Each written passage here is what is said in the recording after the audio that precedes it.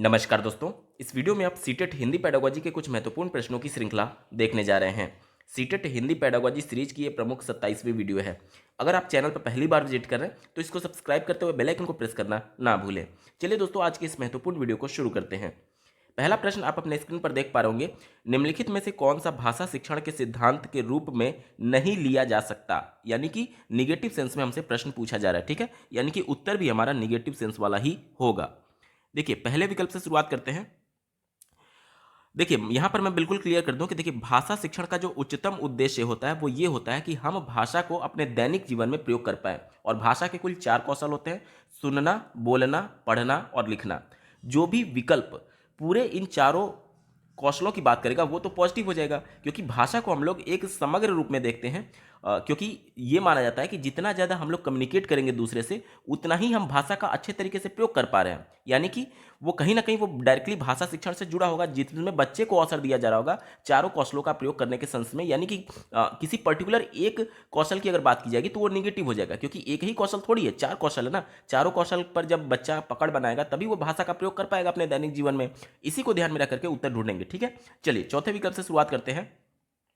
कहा जा रहा है कि अधिक से अधिक अवसर देना, तो ये तो बिल्कुल पॉजिटिव हो गया। जितना ज़्यादा आप बच्चे को नेचुरल इन्वायरमेंट में कम्युनिकेट करने का मौका देंगे, उतना ही ज़्यादा बच्चा उस भाषा में कहीं ना कहीं पारंगत होगा। तो ये पॉजिटिव हो गया। हमारा उत्तर नहीं हो सकता, क्योंकि हमसे निगेटिव वाला पूछा गया था।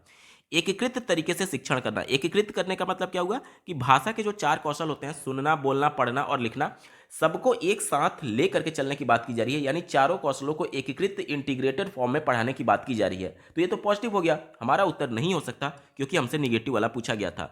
पहला देखिए, चयन और श्रेणियों में बांटना। अब यहां पर देखिए, जो भाषा के 4 कौशल होते हैं, सुनना, बोलना, पढ़ना और लिखना, उसको 2 कैटेगरी में डिवाइड किया गया है। पहला होता है रिसेप्टिव स्किल और दूसरा होता है प्रोडक्टिव स्किल। रिसेप्टिव स्किल क्या होता है? जैसे कि सुनना और पढ़ना। जैसे कि आप अपने मोबाइल पर मेरी आवाज को सुन पा रहे होंगे, तो आप मेरे द्वारा बोली जा रही भाषा को रिसीव कर रहे हैं। अगर मैंने यहां पर कोई एक शब्द लिखा, जैसे कि नीरज लिखा, तो आप अपने स्क्रीन पर इस समय नीरज को पढ़ पा रहे हैं। इसका मतलब कि आपने लिखे हुए शब्द को पढ़ करके अर्थ उसका रिसीव किया। तो जो भी केवल जो भी एक तरीके से कौशल इस बात की भाषा को रिसीव करने की बात करता है, उसे रिसेप्टिव स्किल कहते हैं। यानी कि जो सुनना होता है और जो पढ़ना होता है वो रिसेप्टिव स्किल हो जाता है। और जो बोलना होता है, जैसे कि मैं बोल रहा हूं, तो मैं बोल करके शब्दों को प्रोड्यूस कर रहा हूं, तो इसे हम लोग प्रोडक्टिव स्किल बोलते हैं। या फिर जब मैंने यहां पर शब्द लिखा नीरज, तो नीरज लिख करके मैंने यहां पर नीरज शब्द को प्रोड्यूस किया। तो जो बोलना होता है और लिखना होता है वो प्रोडक्टिव स्किल के अंतर्गत आता है। यानी कि भाषा के जो 4 कौशल हैं उनको बांटा गया है 2 कैटेगरी में, पहला प्रोडक्टिव और दूसरा रिसेप्टिव। प्रोडक्टिव को ही हम लोग उत्पादक कौशल बोलते हैं और रिसेप्टिव को ग्राह्य कौशल बोलते हैं। वहीं विकल्प नंबर 1 में कहा गया, देखिए, चयन तथा श्रेणियों में बांटना। यानी जो 4 कौशल हैं उसको बांट दिया गया है और उसके बाद से बच्चे को कहीं ना कहीं एक तरीके से अलग करके पढ़ाने जाने की बात की जा रही है। अलग इस तरह मत समझिएगा कि अलग अलग कौशल को बताया जा रहा है, नहीं।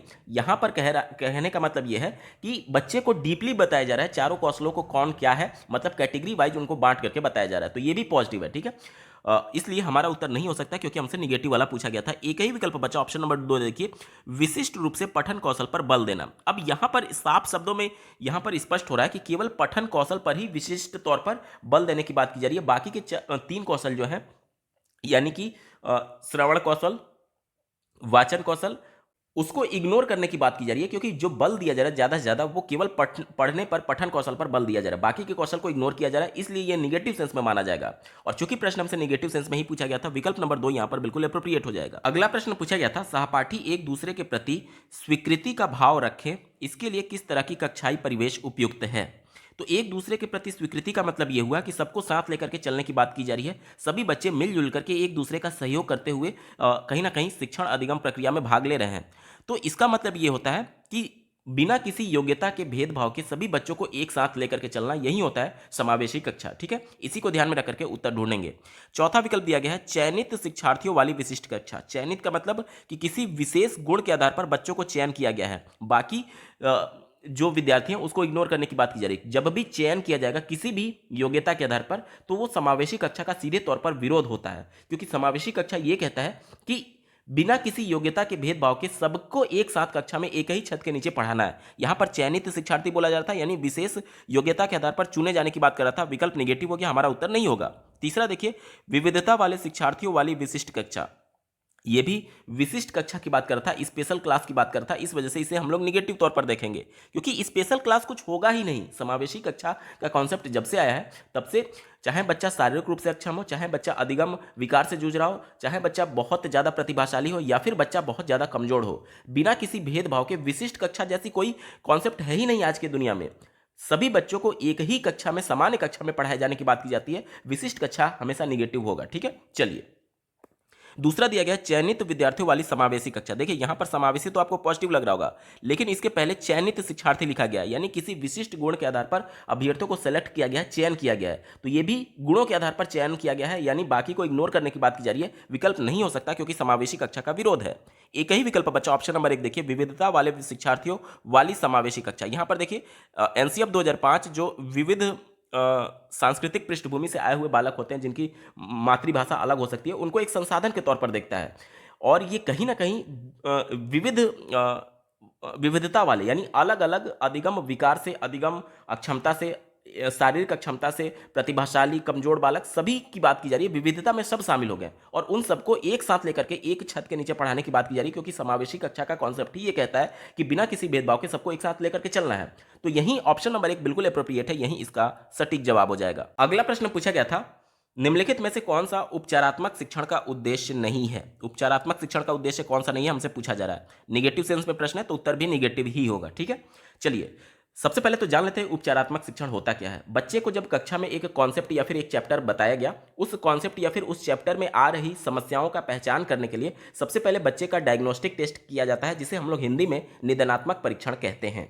इस निदानात्मक परीक्षण में बच्चे को आ रही समस्या का पहचान करके अब उस समस्या को दूर करने के लिए बच्चे को फिर से उस कॉन्सेप्ट को पढ़ाया जाता है, जिसे अंग्रेजी में रेमेडियल टीचिंग कहते हैं और उसी को हिंदी में उपचारात्मक शिक्षण कहते हैं। ठीक है, यानी कि बच्चों की समस्याओं को दूर करने के लिए पुनः शिक्षण करना ही उपचारात्मक शिक्षण होता है। ठीक है, चलिए पहले विकल्प से शुरुआत करते हैं। कहा जा रहा था कि कौन सा उपचारात्मक शिक्षण का उद्देश्य नहीं है। पहला दिया गया है अप्रभावकारी आदतों को हटाना। अप्रभावकारी आदत मतलब कि क्या हो गया कि जो कॉन्सेप्ट से जुड़ा हुआ नहीं है, जैसे कि हम लोग कुछ भी बच्चे को बताते हैं, कुछ भी बच्चे को बता रहे हैं, तो वो क्या हो रहा है, उसके अधिगम क्या होता है। अधिगम ये होता है कि बच्चे के प्रयास के माध्यम से उसके व्यवहार में परिवर्तन, और जो एक ही चीज बच्चा बार बार व्यवहार दोहराता है वो उसकी आदत में बन जाता है। यानी कि जो उस कॉन्सेप्ट से जुड़ा हुआ आदत है वो तो प्रभावकारी माना जाएगा, और जो उस कॉन्सेप्ट से अलग आदत है या फिर मिसकॉन्सेप्शन है या फिर अल्टरनेट कोई कॉन्सेप्ट है, यानी बच्चा उस कॉन्सेप्ट से अलग अपनी कुछ अवधारणा बना लिया है, तो उसे हम लोग अप्रभावकारी आदत बोलेंगे।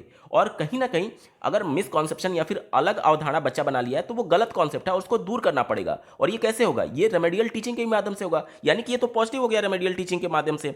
ठीक है, तो ये हमारा उत्तर नहीं हो सकता क्योंकि हमसे निगेटिव वाला पूछा गया था। दूसरा देखिए, उन भाषा तथ्यों को दोबारा पढ़ाना जो उन्हें सही तरह से नहीं सीखे हैं। बिल्कुल सही बात है, यही मैं आपको बोला था कि देखिए जो कॉन्सेप्ट बच्चा नहीं सीखा है या फिर जिसमें उसको दिक्कत आ रही है उसको दोबारा पढ़ाया जाता है, दोबारा शिक्षण किया जाता है रेमेडियल टीचिंग में। यही तो बात कह रहा है कि जो बच्चे नहीं सीख पाए हैं उसको दोबारा पढ़ाने की। तो ये भी बिल्कुल पॉजिटिव हो गया, हमारा उत्तर नहीं हो सकता क्योंकि हमसे निगेटिव वाला पूछा गया था। चौथा देखिए, उद्दीपन उपागमों के साथ शिक्षार्थियों में अधिगम के लिए रुचि जागृत करना। अब रुचि जागृत करना यानी बच्चे में खुद इंटरेस्ट जागृत किया जा रहा है, और कैसे, उद्दीपन उपागम। उद्दीपन क्या होता है, स्टिमुलस बोलते हैं अंग्रेजी में, यानी कि कुछ ना कुछ ऐसे एक्सटर्नली बच्चे को मोटिवेट करने की कोशिश की जा रही है, ताकि जैसे कि कोई कॉन्सेप्ट बताया जा रहा है तो उस कॉन्सेप्ट में आगे क्या होने वाला है, बच्चे को इतना रुचि जिज्ञासा पैदा कर दिया गया कि बच्चा उस कॉन्सेप्ट में रुचि लेने लगे। तो जाहिर सी बात है जितना ज़्यादा बच्चा रुचि लेगा वो धीरे धीरे जो एक्सटर्नल मोटिवेशन यानी कि जो उसको स्टिमुलस दिया जा रहा था वो अब इंटरनल मोटिवेशन में कन्वर्ट होने लगेगा। जैसे कि ध्यान से समझिएगा, मैं बच्चे को एक कहानी सुनाना चाहता हूँ और कहानी में मैंने बता दिया कि इस कहानी में बहुत ढेर सारे शेर हैं, इस कहानी में राजा भी है, वो शेर का शिकार करता है, रथ पर चढ़ करके जाता है। तो बच्चे क्या होते हैं ना कि वो इमेजिन करने लगते हैं और चीज़ों के, जैसे आप जब छोटे रहे होंगे, नाना नानी दादा दादी जब आपको कहानियाँ सुनाते होंगे तो आपके मन में इतनी जिज्ञासा होती थी कि दादी उसके बाद क्या हुआ, दादी उसके बाद क्या हुआ। ये जिज्ञासा पैदा करने के लिए ही बाहर से उसको एक्सटर्नली मोटिवेट किया जा रहा है, और जब जिज्ञासा पैदा हो जाएगा तब बच्चा तो खुद रुचि लेने लग रहा है, यानी कि उसका इंटरनली मोटिवेटेड हो जाएगा, इसलिए वो चीज़ों को ज़्यादा सीखने में सक्षम हो जाएगा। यानी कि ये कहीं ना कहीं पॉजिटिव है, हमारा उत्तर नहीं हो सकता क्योंकि हमसे नेगेटिव सेंस में पूछा गया था। एक ही विकल्प बचा ऑप्शन नंबर 3, देखिए शिक्षार्थियों को अच्छी तरीके से रटाना। रटना, याद करना, ये जितने भी वर्ड होते हैं वो निगेटिव सेंस में होते हैं और विकल्प को पूरा निगेटिव कर देते हैं। चूंकि प्रश्न हमसे निगेटिव सेंस में पूछा गया था, ऑप्शन नंबर 3 यहां पर बिल्कुल एप्रोप्रिएट हो जाएगा। अगला प्रश्न पूछा गया था, भाषा पढ़ाते समय विद्यार्थियों की प्रतिभागिता को बढ़ाने के लिए कौन सा सबसे उपयुक्त उपागम होगा। विद्यार्थियों की प्रतिभागिता बढ़ानी है, यानी कि बच्चे को भी एक्टिव करना है, तो भाषा सिखाने का जो उच्चतम उद्देश्य होता है वो ये होता है कि बच्चे उस भाषा का प्रयोग अपने दैनिक जीवन में कर पाए।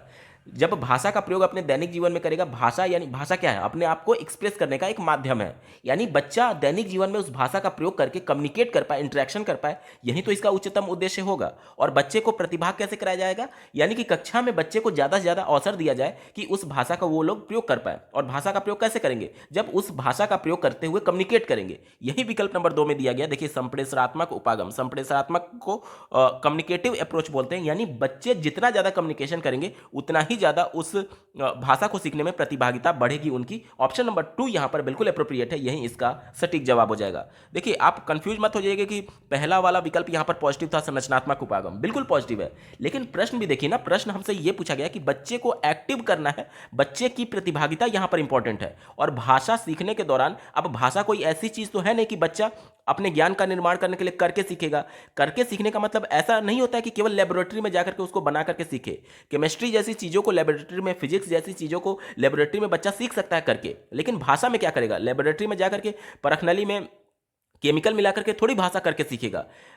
करके सीखने का मतलब यहां पर यह है कि व्यवहारिक तौर पर उस भाषा का बोलने में प्रयोग कर पाए। इस वजह से यहां पर रचनात्मक उपागम नहीं होगा, क्योंकि बच्चा जब तक एक्टिव नहीं होगा, बच्चा जब तक प्रतिभाग नहीं लेगा, यानी कि जब तक कम्युनिकेट नहीं करेगा, तब तक उसे हम लोग एक तरीके से सक्रिय नहीं मान सकते भाषा में। ठीक है, तो ऑप्शन नंबर 2 संप्रेषणात्मक उपागम यहां पर बिल्कुल सटीक जवाब हो जाएगा।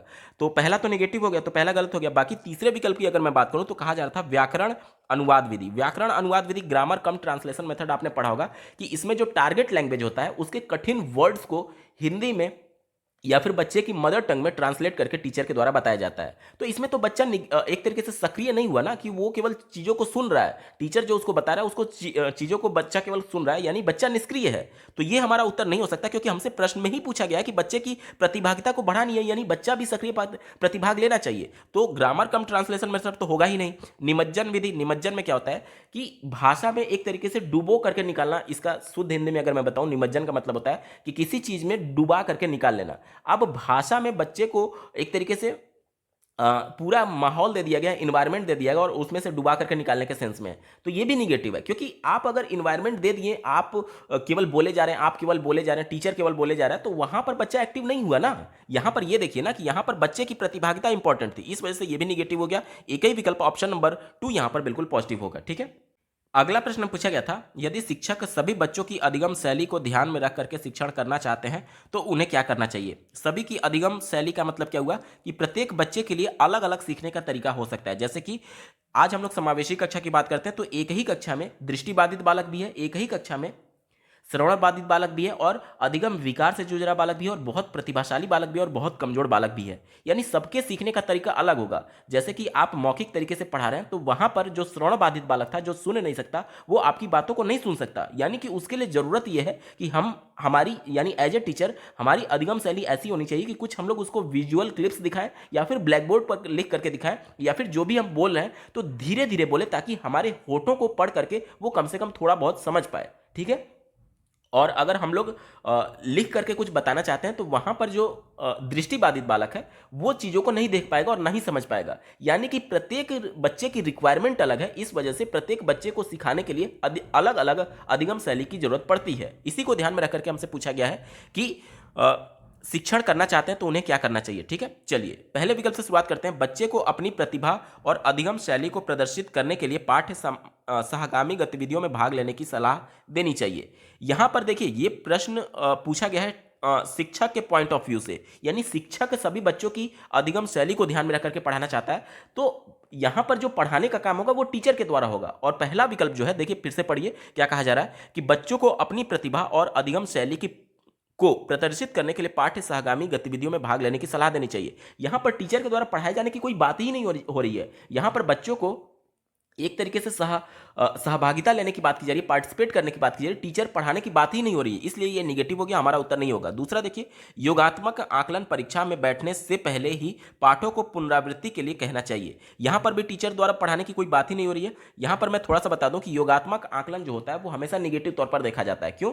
क्योंकि योगात्मक आकलन को अंग्रेजी में समेटिव असेसमेंट बोलते हैं, और राष्ट्रीय शिक्षा नीति 2020 ये कहती है कि बच्चे का समेटिव असेसमेंट से ज्यादा उसके फॉर्मेटिव असेसमेंट पर जोर देना चाहिए। यानी सतत और व्यापक मूल्यांकन की बात की जाती है, रचनात्मक मूल्यांकन की बात की जाती है। योगात्मक मूल्यांकन को निगेटिव तौर पर देखा जाता है। ठीक है, ऑप्शन नंबर 2 यहां पर निगेटिव हो जाएगा। तीसरा देखिए, यह सुनिश्चित करने के लिए कि उन्होंने संकल्पनाओं को पूर्ण रूप से सीख लिया है, विद्यार्थियों को जल्दी जल्दी परीक्षा लेनी चाहिए। यहां पर बच्चे पर बोझ नहीं डालना है परीक्षा को। परीक्षा या फिर मूल्यांकन बच्चे के अधिगम प्रक्रिया का भाग होना चाहिए। केवल इसलिए बच्चे को प्रेशर ना डाला जाए कि तुम्हारा मूल्यांकन होना है इसलिए जल्दी जल्दी सीखो। मूल्यांकन जो है उसके शिक्षण अधिगम प्रक्रिया का भाग है। जब बच्चा सीख रहा है उसी दौरान मूल्यांकन होना चाहिए, अलग से मूल्यांकन की आवश्यकता ही नहीं है। राष्ट्रीय शिक्षा नीति सतत और व्यापक मूल्यांकन की बात करता है, इस वजह से यह विकल्प निगेटिव हो गया। जल्दी जल्दी परीक्षा लेने, परीक्षा को ही मेन बताया गया है, इस वजह से निगेटिव हो गया। ठीक है, एक ही विकल्प बच्चा, विद्यार्थियों की विविधता को संबोधित करने के लिए विविध प्रकार की शिक्षण विधियों का प्रयोग करना चाहिए। यहां पर देखिए, शिक्षण विधियों का प्रयोग करने की बात की जा रही है। शिक्षण विधियों का प्रयोग कौन करेगा?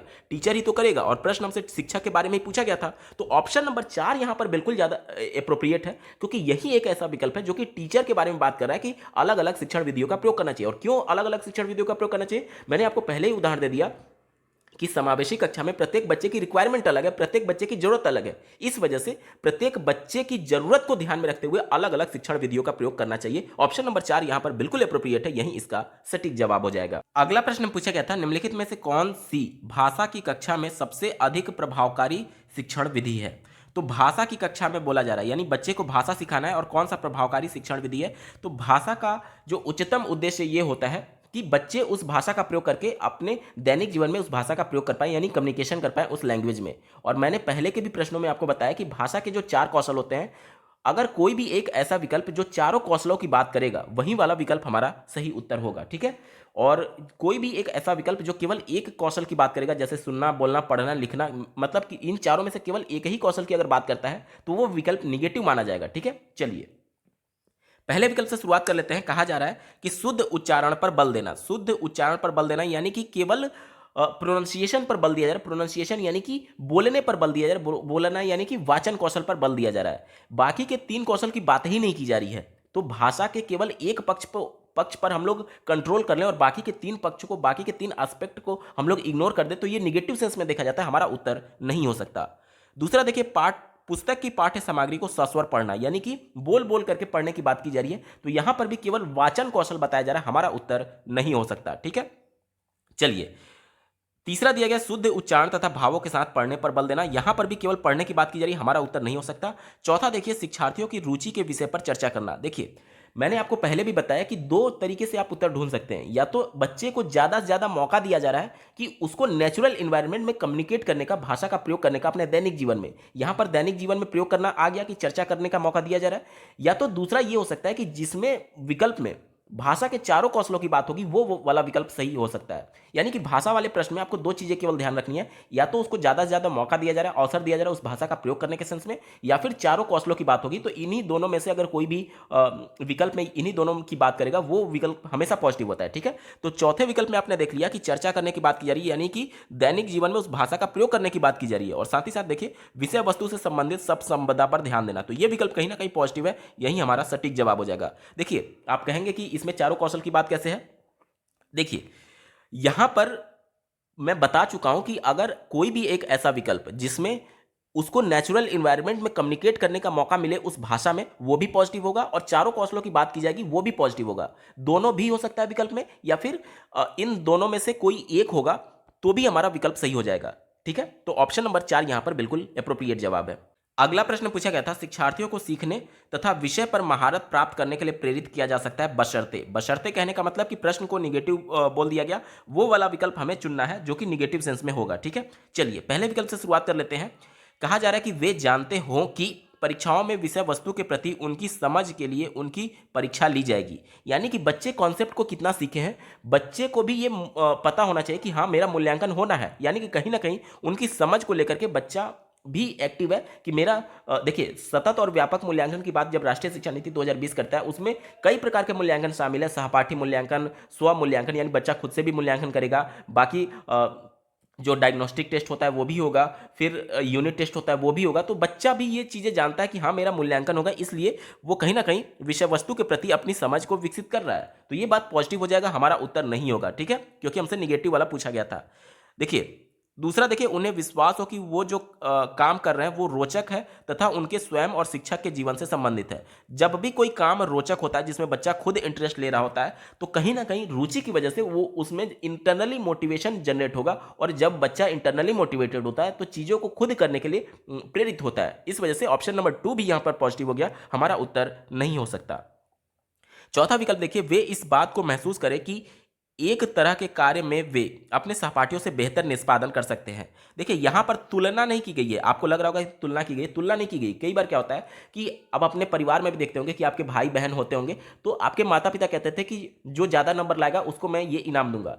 कुछ चीज़ें ऐसी होती हैं, छोटी छोटी चीज़ें ऐसी होती हैं जो कि पॉजिटिव कॉम्पिटिशन का एक तरीके से सकारात्मक तुलनात्मक एक तरीके से दूसरे के से ज़्यादा मेहनत करने के लिए प्रेरित करती है। अब हम लोग क्या होता था कि जब छोटे रहे होंगे तो भाई बहन से हम लोग कहा जाता था कि जो ज़्यादा नंबर लाएगा उसको ये इनाम मिलेगा या फिर ये मिलेगा, तो हम लोग पॉजिटिव होकर के कि ज़्यादा पढ़ते थे कि हाँ मेरा उससे ज़्यादा नंबर आ जाए तो मुझे ये चीज़ मिलेगी। यानी कि कहीं ना कहीं बच्चे को और ज़्यादा मोटिवेट करता है ये चीज़ें। तो थोड़ा सा अगर सहयोगियों की से बेहतर निष्पादन यानी आउटपुट निकालने के संदर्भ में बच्चा अगर खुद से इंटरनली मोटिवेटेड हो रहा है किसी एक्सटर्नल मोटिवेशन की वजह से, तो ये पॉजिटिव सेंस में देखा जाएगा। इस वजह से हमारा उत्तर नहीं हो सकता, ठीक है, क्योंकि प्रश्न निगेटिव सेंस में पूछा गया था। एक ही विकल्प बचा, उन्हें इस बात का पूर्वाभास हो कि उन्हें निर्देशात्मक उद्देश्यों की उपलब्धि के लिए सकारात्मक पुनर्बलन मिलेगा। अब ये देखिए यहां पर भी इनाम की बात की जा रही है, पुनर्बलन की बात की जा रही है, लेकिन यहां पर ये देखिए निर्देशात्मक उद्देश्यों की बात की गई है। निर्देशात्मक उद्देश्य का मतलब कि जो टीचर के द्वारा निर्देश दिए जा रहे हैं सिर्फ उसको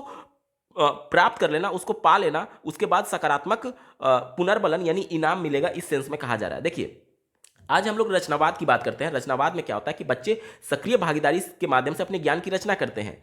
ज्ञान की रचना करते हैं यानी बच्चे सक्रिय भागीदारी होनी चाहिए, खुद करके सीखना चाहिए। लेकिन यह विकल्प ऐसा है जो कि निर्देशात्मक उद्देश्य की बात कर रहा है, यानी टीचर जो इंस्ट्रक्शन दे रहे हैं, टीचर जो इंफॉर्मेशन दे रहे हैं, केवल उसको प्राप्त करने की बात की जा रही है। बच्चा एक्टिव ही नहीं है, बच्चा निष्क्रिय है। क्योंकि निर्देशों को आज हम लोग रचनावाद की बात करते हैं, वो ये मानता है कि बच्चे ज्ञान के निर्माण करता होते हैं, और निर्देश देने का मतलब ये होता है कि बच्चे ज्ञान को प्राप्त कर रहे हैं। बच्चे पेन ड्राइव थोड़ी है कि कंप्यूटर या फिर लैपटॉप में लगाइए और इंफॉर्मेशन को, डेटा को ट्रांसफर कर दीजिए। बच्चे जब तक एक्टिव नहीं होंगे, सक्रिय नहीं होंगे, तब तक चीजों को नहीं सीखते हैं। और ये कह रहा है कि केवल निर्देशात्मक उद्देश्यों की उपलब्धि के लिए सकारात्मक पुनर्बलन देना, तो ये विकल्प निगेटिव हो जाएगा, क्योंकि ये ज्ञान के प्राप्तकर्ता के तौर पर बच्चों को दिखा रहा है, और जो कि संरचनावाद इसका सीधे तौर पर विरोध करता है। ऑप्शन नंबर 3 यहां पर निगेटिव, और चूंकि प्रश्न हमसे निगेटिव सेंस में पूछा गया था, ऑप्शन नंबर 3 यहां पर बिल्कुल एप्रोप्रिएट जवाब हो जाएगा। अगला जो प्रश्न है वो आपको बेहतर उदाहरण देगा कि किस प्रकार से क्रिटिकल थिंकिंग की बात करता है सीबीएसई बोर्ड, और सीटेट की परीक्षा में क्रिटिकल थिंकिंग होता क्या है। कई बार आप लोगों ने सुना होगा कि भाषा का अवसर उपलब्ध कराने के लिए जो विकल्प दिया गया रहता है, यानी भाषा को बोलने का, दैनिक जीवन में बोलने का जो अवसर होता है वो पॉजिटिव होता है। लेकिन प्रश्न के अनुसार ये पॉजिटिव चीजें भी निगेटिव हो जाती है। इसलिए आप लोग टैग वर्ड्स की बात करते हैं, पॉजिटिव वर्ड्स की बात करते हैं, तो थोड़ा सा उसको संज्ञानात्मक तौर पर आपको खुद से भी विचार करना होगा। इसी को क्रिटिकल थिंकिंग कहते हैं कि एक ही पॉजिटिव टैग वर्ड कभी निगेटिव में बन जाएगा और कभी निगेटिव वाला पॉजिटिव में बन जाता है। कैसे, ध्यान से समझिएगा। अगला प्रश्न पूछा गया था, निम्नलिखित में से कौन सी युक्ति विद्यार्थियों को अच्छा भाषण देने का प्रशिक्षण देने के लिए इस्तेमाल नहीं की जा सकती। विकल्प निगेटिव सेंस में पूछा गया, विकल्प निगेटिव सेंस में पूछा गया, तो हमारा जो ऑप्शन होगा वो भी निगेटिव होना चाहिए, ठीक है। चलिए यहां पर तीसरे विकल्प में आपको दिख रहा होगा, विद्यार्थियों को जीवन की वास्तविक उपलब्धियों पर बोलने के अवसर उपलब्ध कराना। वास्तविक जीवन यहां पर भी आपको लग रहा होगा कि पॉजिटिव टैग वर्ड है, और यहां पर बोलने का अवसर भी दिया जा रहा है, तो आपको यह भी लग रहा होगा कि पॉजिटिव है। आप तुरंत इसको पॉजिटिव मानेंगे, और पॉजिटिव होने की वजह से आप सोचेंगे कि ये तो उत्तर हो ही नहीं सकता, और आप इसको गलत लगा करके चले आएंगे। और जैसे ही आप ये गलत करेंगे आपका उत्तर भी गलत हो जाएगा। क्यों गलत होगा, अब इसको ध्यान से समझिएगा। यहां पर बोला जा रहा है कि अच्छा भाषण देने का प्रशिक्षण देने के लिए। अब अच्छा भाषण जब देना होगा किसी भी टॉपिक पर, तो बच्चे को जब ट्रेनिंग देनी है, ट्रेन करना है टीचर के द्वारा कि किसी टॉपिक पर अच्छा भाषण देना। मान लीजिए बच्चे को स्वतंत्रता दिवस पर अच्छा भाषण देना है, तो वहां पर टॉपिक इंपॉर्टेंट हो जाता है। वहां पर टॉपिक इंपॉर्टेंट हो जाता है कि आपको स्वतंत्रता दिवस पर बच्चे को भाषण के लिए तैयार करना है एज ए टीचर, ठीक है। तो यहाँ पर अब बच्चे का वास्तविक परिस्थिति पर बोलने का अवसर देना यहाँ पर एक तरीके से निगेटिव सेंस में देखा जाएगा, क्योंकि वास्तविक जीवन में बच्चा अपने जैसे प्राइमरी का बच्चा है तो वो जो स्वतंत्रता जब प्राप्त हुई होगी तब तो वो पैदा नहीं हुआ होगा, यानी कि उसके वास्तविक जीवन का वो पार्ट ही नहीं है स्वतंत्रता दिवस। इस वजह से जब वास्तविक जीवन का पार्ट नहीं है तो वो कैसे बोल पाएगा उस मुद्दे पर। इसलिए यहाँ पर ट्रेनिंग देना इंपॉर्टेंट है, ना कि अवसर उपलब्ध कराना, क्योंकि स्वतंत्रता दिवस उसके वास्तविक जीवन का पार्ट ही नहीं था। ऑप्शन नंबर 3 निगेटिव हो जाएगा, और चूंकि प्रश्न हमसे निगेटिव सेंस में ही पूछा गया था, विकल्प नंबर 3 यहां पर बिल्कुल एप्रोप्रिएट हो जाएगा। बाकी के विकल्पों पर एक बार चर्चा कर लेते हैं। पहला दिया गया शुद्ध उच्चारण तथा प्रदर्शन करके दिखाना। अब एज ए टीचर हम लोग परफॉर्म करके दिखा रहे हैं कि आपको किस प्रकार से बॉडी लैंग्वेज का यूज करना है, किस प्रकार से अपने आवाज को यानी इंटोनेशन का किस प्रकार से प्रयोग करना है, कब आपको ऊंचा बोलना है, कब आपको नीचा बोलना है, वो सभी चीजें प्रैक्टिकली टीचर करके दिखा रहा है। तो ये तो बात पॉजिटिव हो गई ना। और चूंकि प्रश्न हमसे निगेटिव सेंस में पूछा गया था तो ये तो हमारा उत्तर होगा नहीं। दूसरा देखिए, जिह्वा और होठों की सही स्थिति का अभ्यास कराना, बिल्कुल सही बात है। देखिए हमारे मुख से जो भी शब्द निकलते हैं, जो भी वर्ड निकलते हैं, वो मुख के विभिन्न अवयवों से वायु जब टकराती है, जब जिह्वा टच होती है, तभी वो जाकर के सही से निकलते हैं। मुख के अवयव में किसी का विकार होता है तो वो सही तरीके से शब्दों का उच्चारण या फिर वर्णों का उच्चारण नहीं कर पाता है। यानी कि जिह्वा और होठों की सही स्थिति का अभ्यास करना ताकि सही बच्चा उच्चारण कर पाए। तो ये तो बात पॉजिटिव हो गई। इस वजह से हमारा उत्तर नहीं होगा, क्योंकि बच्चे को ट्रेनिंग दी जा रही है सही से भाषण देने का। ठीक है। चौथा देखिए, विद्यार्थियों को 1 मिनट के लिए बोलने का अवसर देना ताकि वह अपनी त्रुटियों को निदान कर सके। यह विकल्प भी पॉजिटिव है, यानी कि जिस टॉपिक की बात की जा रही स्वतंत्रता दिवस, उस पर बच्चे को मौका दिया गया कि अब आप इस पर 1 मिनट बोलिए और जो भी गलती होगी, जो भी इसमें त्रुटियां होगी, उसका डायग्नोस्टिक टेस्ट करके फिर से टीचर उसको उन सभी चीज़ों को फिर से ट्रेनिंग देगा। तो ये भी पॉजिटिव हो गया। इस वजह से ये भी हमारा उत्तर नहीं हो सकता, क्योंकि हमसे नेगेटिव सेंस में पूछा गया था। एक ही विकल्प यहाँ पर नेगेटिव था, ऑप्शन नंबर 3 बिल्कुल सटीक जवाब हो जाएगा। अगला प्रश्न पूछा गया था, भाषा कौशलों के उप कौशल हैं। देखिए भाषा के कौशलों की संख्या अगर बात की जाए तो वो 4 होते हैं। तो यहाँ पर 4 भी आपको दिखेगा, 2 भी दिखेगा, लेकिन एक ही उत्तर तो सही हो सकता है। तो यहाँ पर भाषा के कौशल की बात नहीं की गई है। अगर कौशल की बात की जाती तो 4 हमारा होता, लेकिन यहाँ पर भाषा के उप कौशल की बात की गई है तो उप कौशल में हमारा 2 होता है। कौन कौन सा होता है? देखिए पहला होता है रिसेप्टिव स्किल, जिसे हम लोग ग्राह्य भाषा कौशल कहते हैं, और दूसरा होता है प्रोडक्टिव स्किल, जिसे हम लोग उत्पादक भाषा कौशल कहते हैं। जैसे कि जब आप मेरी बातों को सुन रहे हैं तो आप मेरे शब्दों को रिसीव कर रहे हैं, यानी ये रिसेप्टिव स्किल माना जाएगा। जब मैंने यहाँ पर कोई शब्द लिखा, जैसे मैंने यहाँ पर नीरज लिखा, तो आप अपने स्क्रीन पर इस समय नीरज को पढ़ पा रहे होंगे, यानी कि पढ़ करके आप इस शब्द को रिसीव कर रहे हैं, यानी कि ये रिसेप्टिव स्किल माना जाएगा। और रिसेप्टिव को ही हिंदी में ग्राह्य भाषा कौशल कहते हैं। ठीक है, रिसेप्टिव स्किल।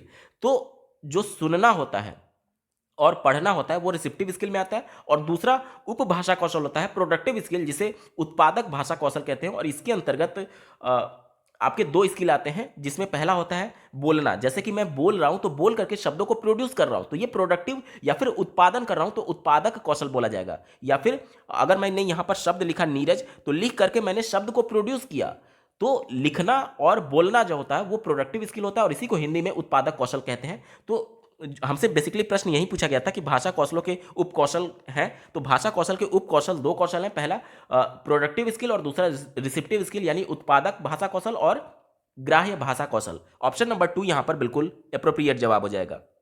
अगला प्रश्न पूछा गया था, बोधगम्य निवेशों पर विचार सर्वप्रथम किसने दिया था? बोधगम्य निवेश क्या होता है? देखिए एक मनोवैज्ञानिक थे स्टीफन क्रैसन, उनका यह मानना था कि जो सेकंड लैंग्वेज है, जो टारगेट लैंग्वेज है, उसको भी फर्स्ट लैंग्वेज की तरह यानी मातृभाषा की तरह अर्जित किया जा सकता है। और इससे रिलेटेड उन्होंने 5 हाइपोथेसिस दिए थे, जिसमें से एक हाइपोथेसिस को उन्होंने इनपुट हाइपोथेसिस नाम दिया था, जिसे हम लोग बोधगम्य निवेश बोलते हैं। अब ये बोधगम्य निवेश होता क्या है, थोड़ा सा इसके बारे में जान लेते हैं। मान लीजिए बच्चे का अभी संज्ञानात्मक स्तर इतना है, यानी बच्चा इतना तक जान रहा है। अगर मैं बच्चे को इसके कम बताऊंगा, इससे कम बताऊंगा, तो क्या बच्चा कुछ नया सीख पाएगा? नहीं सीख पाएगा, क्योंकि वो तो पहले से उतना जान रहा था। अगर बच्चे के लेवल के बराबर मैं बताऊंगा तो क्या कुछ नया सीख पाएगा? नहीं सीख पाएगा, क्योंकि बच्चा पहले से ही उतना जान रहा है। और अगर मैं क्या बच्चे के संज्ञानात्मक स्तर से थोड़ा सा ऊपर बताऊं तो क्या कुछ नई चीजें जान पाएगा? बिल्कुल जान पाएगा, क्योंकि बच्चे के संज्ञानात्मक स्तर से थोड़ा सा ऊपर बताना, एक स्तर ऊपर बताना, यानी बच्चे को नई चीजें जानने का मौका मिल रहा है, और इसमें बच्चे को कहीं ना कहीं इन्वेस्टमेंट होगा चीजों को जानने के संदर्भ में। इसी को बोला जाता है बोधगम्य निवेश। ठीक है, यानी कि स्टीफन क्रैसन ने यह बताया था कि मान लीजिए बच्चे का जो संज्ञानात्मक स्तर आई लेवल पर है, और बच्चे को अगर हम लोग I+1 स्तर बताएं, यानी एक स्तर ऊपर बताएं, तो बच्चा कुछ नया चीज सीख सकता है। इसी को उन्होंने बोधगम्य निवेश कहा था, और ये किसके द्वारा दिया गया था? ये स्टीफन क्रैसन के द्वारा दिया गया था। ऑप्शन नंबर 1 यहां पर बिल्कुल एप्रोप्रिएट जवाब हो जाएगा। दोस्तों, हिंदी पेडागोजी के महत्वपूर्ण प्रश्नों की ये श्रृंखला आपको कैसी लगी कमेंट के माध्यम से जरूर बताइएगा, क्योंकि आपका एक कमेंट मुझे मोटिवेट करेगा ऐसे ही महत्वपूर्ण वीडियो लाने के संदर्भ में। अगर आप सीटेट अपर प्राइमरी और प्राइमरी प्रीवियस ईयर सभी शिफ्टों के कंप्लीट पेपर सोल्यूशन को डिटेल में देखना चाहते हैं तो इस वीडियो के समाप्त होने के बाद से इस वीडियो का डिस्क्रिप्शन जरूर चेक करिएगा। और अगर आप चैनल पर पहली बार विजिट कर रहे हैं तो इसको सब्सक्राइब करते हुए बेल आइकन को जरूर प्रेस कर लीजिएगा सीटेट, यूपी टेट और सुपर टेट की बेहतरीन तरीके से तैयारी करने के संदर्भ में। इस वीडियो को देखने के लिए आपका बहुत बहुत धन्यवाद। भगवान करे आपका दिन शुभ हो।